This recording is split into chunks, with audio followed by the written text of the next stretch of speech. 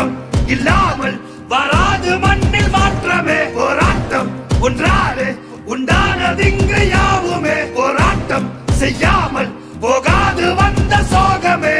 ஆதினாளில் யாரும் ஏழை இல்லை, யாரும் வர்க்கம் மோசமே.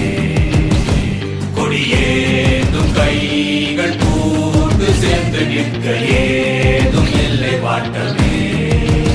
கோளை போல வாழ்ந்து ஆவதென்ன வேண்டும், வேண்டுமே வீரமே. புலி போல நாமும் பாய வந்த பின்பு ஓடும் அந்த கூட்டமே.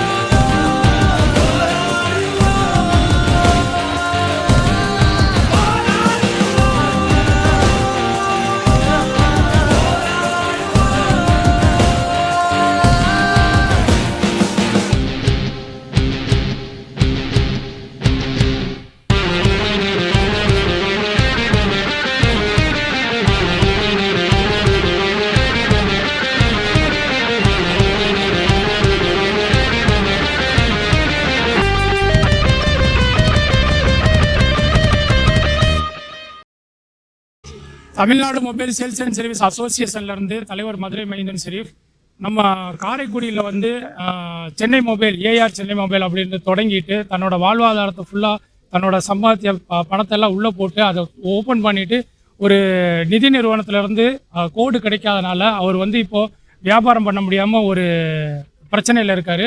இது விஷயமாக வந்து சில சங்கங்கள் வந்து அவருக்கு காரைக்குடியில் இருக்க சங்கம் வந்து அவரோட வாழ்வாதாரத்தை கெடுக்கிற மாதிரி சில காரியங்கள் செஞ்சிட்ருக்காங்க.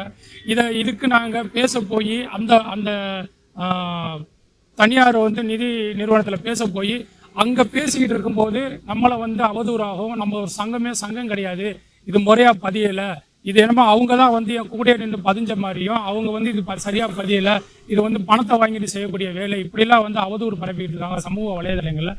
நாங்கள் வந்து இவர் வாழ்வாதாரத்துக்காக போராடுறதுக்காக எல்லா மாவட்டத்தில் இருந்தோம், குறிப்பிட்டு கடலூர், சென்னை, பாண்டிச்சேரி, இப்படி எல்லா மாவட்டத்தில் இருந்தும் இங்கே வந்திருக்காங்க. ஏன் இவரோட வாழ்வாதாரத்துக்காக நாங்கள் வந்து இங்கே இப்போ நாங்கள் கலெக்டர் ஆஃபீஸில் வந்து மனு கொடுத்தோம். அந்த கலெக்டர் ஆஃபீஸில் வந்து டிஎஸ்பி ஆஃபீஸ்க்கு அந்த மனுவை ஃபார்வர்ட் பண்ணியிருக்காங்க. அப்புறம் இந்த சங்கத்தை பற்றி அவதூறாக பேசினதுக்கும் பணம் வாங்கின மாதிரியும் இந்த மாதிரி நிறைய அசிங்கமான விஷயங்கள் பற்றி பேசுகிறனால நாங்கள் இங்கே ஸ்டேஷனில் ஒரு மனு கொடுத்துருக்கோம். அது விஷயமாக அவங்க சிஎஸ்ஆர் போட்டு கொடுத்துருக்காங்க. அந்த சிஎஸ்ஆர் மூலமாக நாங்கள் அடுத்து என்ன ஆக்ஷனோ அதை எடுக்கிறதுக்கு தயாராக இருக்கோம். நாங்கள் வந்து வாழ்வாதாரத்துக்காக போராடுற ஒரே சங்கம். ஒரு சின்ன ஒரு ஏர்டெல் ரீசார்ஜ் பண்ணியிருக்கவங்களாலும் சரி, ஒரு பெரிய ஷோரூம் வச்சுருந்தாலும் சரி, அவங்களோட வாழ்வாதாரம், அவங்களோட சம்பாத்தியம் என்ன, அவங்களுக்கு அடுத்து என்ன செய்யணும். ஏற்கனவே நம்ம வந்து சில வடநாட்டுக்காரங்களோட நம்ம வந்து ரொம்ப கஷ்டப்பட்டு நம்ம தொழிலை கொண்டு வர்றதுக்கு போராடிட்டு இருக்கோம். சர்வீஸ் அவங்களே கையில் எடுத்து பண்ணுறாங்க, நிறைய விஷயங்கள் பண்ணிட்டு இருக்காங்க. நிறைய போராட்டங்களுக்கு மத்தியில் இப்போ நம்மளுக்குள்ளே உள்ளுக்குள்ளே சங்க போராட்டம் நடந்துட்டு இருக்கு. இது என்ன சங்கம்? எல்லா சங்கமும் நல்லபடியாக செஞ்சுச்சுன்னா எல்லாம் ஒற்றுமையாக இருந்து பயணிக்கக்கூடியது தான். நம்மளோட மொபைல் வாழ்வாதாரத்தை எந்த சங்கம் எடுத்து கொடுக்குறோம் அவங்களோட சேர்ந்து நம்ம பயணிக்க தான் போகிறோம்.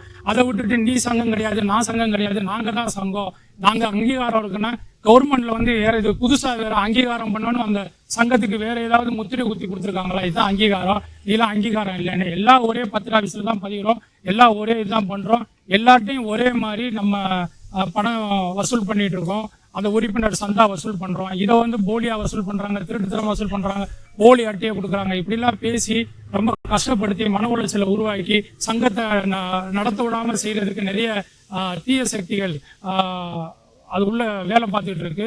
இது எங்கே போனாலும் இப்போ நீவா வந்து நல்லா பண்ணுறதுக்கு இது ஒரு பிரச்சனையான்னு தெரியல. தற்போது நடந்து கொண்டு இருக்க கவர்மெண்ட்டுக்கு இதே பிரச்சனை தான் நடந்துகிட்டு இருக்கு. அது மாதிரி நல்ல விஷயங்கள் செய்யப்போனால் நமக்கும் இந்த மாதிரி பிரச்சனைகள் நடந்துகிட்டு இருக்கு.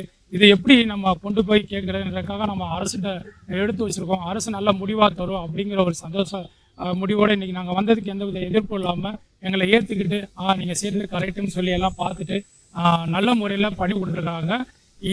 இதோட இதை முடிச்சு இவங்கள வாழ்வாதாரத்தை ஏற்படுத்தி இவங்களுக்கு ஒரு தனியார் நிதி நிறுவனத்தோட கோடு கிடைச்சி இவங்க சந்தோஷமா இருந்தாலே எங்களுக்கு போதும். இவங்ககிட்ட இருந்து நாங்கள் எதையும் எதிர்பார்க்கல, அவங்களும் எங்கிட்ட இருந்து எதிர்பார்க்கல. எல்லா மாவட்டத்தில் உள்ளவங்க சார்பாகவும் இவங்களுக்கு வாழ்வாதாரத்தை ஏற்படுத்தி கொடுங்க அப்படின்னு சொல்லி வேண்டி விரும்பி கேட்குறேன். மொபைல் டெக்னீஷியனோட வாழ்வாதாரமே அதில் பாதாளத்தில் இருக்குது. வடநாட்டவரோட பிரச்சனையில் இருக்கும். அது போக ஆஃபர்னு போட்டு அதையும் அள்ளி போட்டு காசுள்ள முதலைகள் மட்டும்தான் ஜெயிச்சிட்டு இருக்காங்க. காசு இல்லாதவங்க ரொம்ப கருமாயத்தில் கிடக்குறாங்க. எல்லாத்தையும் ஒன்று சரி செஞ்சு ஒரே விலை ஒரே நிலைங்கிற எங்கள் சங்கத்தோட கோட்பாடெலாம் நாங்கள் இருந்து எப்பயும் விலகி போக மாட்டோம். யார்கிட்டையும் எப்பயும் இது வரைக்கும் எந்த வித பணமோ காசோ நாங்கள் வாங்க மாட்டோம். அதனால கண்டிப்பான முறையில் நாங்கள் நல்ல முறையில் இது எல்லாத்தையும் செஞ்சு கொடுப்போம் சொல்லி எல்லா மாவட்டத்திலேருந்து வந்திருக்கவங்க சார்பாக நான் இதை தெரிவிச்சுக்கிறேன். நன்றி, வணக்கம்.